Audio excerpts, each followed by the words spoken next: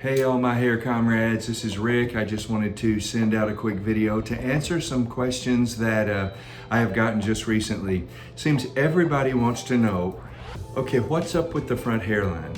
Because it looks really good. And to me, that is of course the ultimate important factor. If this is raw and unedited, there's nothing been made blurry or fuzzy across the front to try to make it look better than it does. This is just the way it looks. So here we go. And I think you can see there on the sides. And I leave it that way in that kind of a retro haircut. But the key with that front hairline is whenever I get a new unit, then I cut it across the front as close to the hairline as I can. Now, that's good in one respect, in that thin skin part across the front that is like micro thin, it disappears, but the only problem is if there's too much of it there, it gets shiny. And I think they make a product that takes that shine off. So cut it as close to the hairline as you can, but don't cut any of the hair, because if you, in your process of going across, if you cut any hair at all, when you put it on your head, you're gonna have this little stubble sticking down, and you're gonna see it, and it's gonna look weird. Now, when you go to stick it on your head, you have to be careful, because that hair is extremely close to the glue.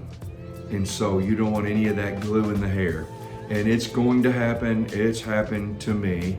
And when it does, I simply get some alcohol and get a comb, and I just kind of comb sideways across the front, because it has a tendency at times to stick. You know, that little bit of hair will stick down to the front and get a little bit into some glue. If you're wanting to have an exposed hairline like me, the HD 111 will do it. The M101 I think will do it.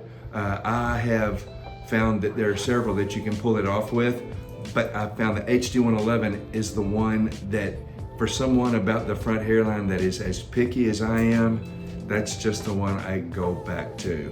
Now, I am on my way to my 67th birthday. Did this whole self-improvement thing. You know, I've talked about my hair journey and how, you know, my before picture, when you see that, you go, dear Lord God up in heaven, that man is awful. So I started with hair as an experiment, not having an ounce of hope that it was gonna be for me, that it would work, that I could get it to look natural. You know, that guy's wearing a rug over there, you can spot it a mile away, all of those things that you hear. I told them I was gonna do it, and every one of them, without fail, said, oh, Rick, don't do that. Oh man, those are the most horrible looking things ever. I was amazed, they were amazed, and it looked 100% natural. I think there are people that do that, you know, inject plugs of hair in their scalp. And I've seen a lot of them, but I'll tell you right now, there's not a one of them that has come close to looking as good as this. Not a one. Okay, so how can you argue with that result? Completely natural, run your hands through it. I've been on a motorcycle without a helmet. I have been at the ocean, I've been all these places. And this is my promise to you. I don't think about it. Just like you wouldn't think about your natural hair, I don't think about it. When it's been on 7 days, for me, it tells me it's time to come off. Easy hairline, completely natural front hairline. It's 5 days, it's stuck on my head. You'd hurt me to get it off. So there you go. Peace out, guys.